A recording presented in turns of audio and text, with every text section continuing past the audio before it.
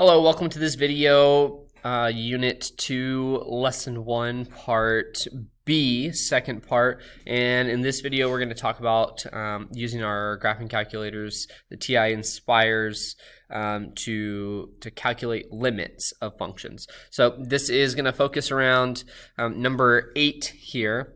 And notice that this is the same exact function, right? But we're just evaluating the limits at different x values. So we're going to go over to our function. Here it is, and I've already plugged the function into our calculator here, and you can see that we want to evaluate the function here at 1, the limit at 1, and then at 2.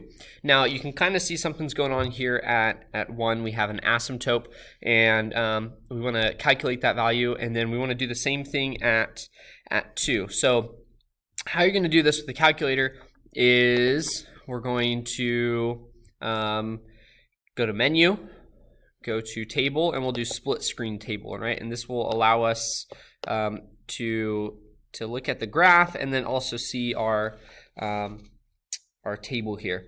Okay, so notice that I have a table here, and what I want to do is I want to get some x values in here with their outputs. Okay, so we're going to go to menu, table, and we're going to go to edit table settings. And what I want to do is I want to evaluate the limit at 1. So I want to start the limit. Let's start it at 0, and I want the step to be 0.1.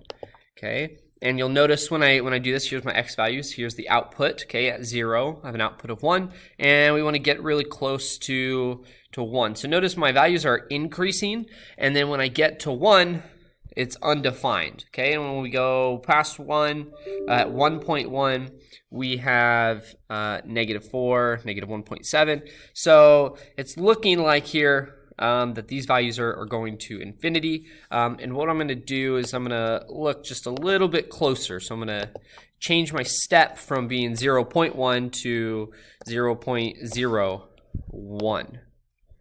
All right, and I'm going to get really close to 1. And you can see that at these values, right, 17, 25, 50, undefined, right? They're blowing up to infinity. Okay, and likewise, as I come from the right of 1, right, 1.05, 0.04, 0.03, right, they are shrinking, they're blowing up to negative infinity and beyond. Okay, so for this one, as we evaluate our function at 1, here, this is going to be equal to, to does not exist. Okay, so that's part A, does not exist. Does not exist. Okay, so now we're going to do the same thing, but we're going to look at 2. So what I'm going to do, we'll scroll down to 2. Here's the limit at 2. Okay, and you can see as we get closer and closer to 2, I'm at about 0.32.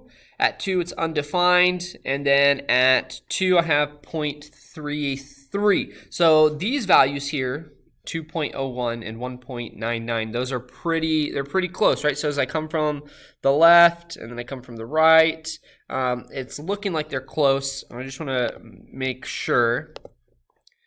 Okay, and I'm going to put 0.01. We'll get really close. Okay, so notice as I get closer and closer. Maybe it was too many zeros. And here we go. Okay, so yeah, that's too many zeros. So I'm going to go back.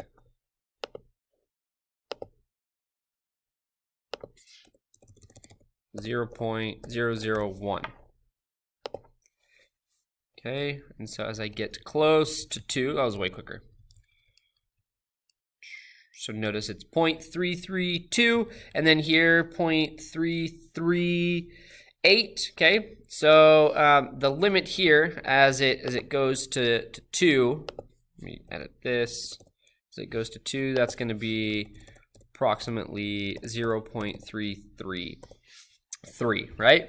Okay, if you have the CAS version, and you're lucky enough to have one, what you can do is you can enter a limit, right, in a calculator using our function buttons here, okay? And you can just hit enter.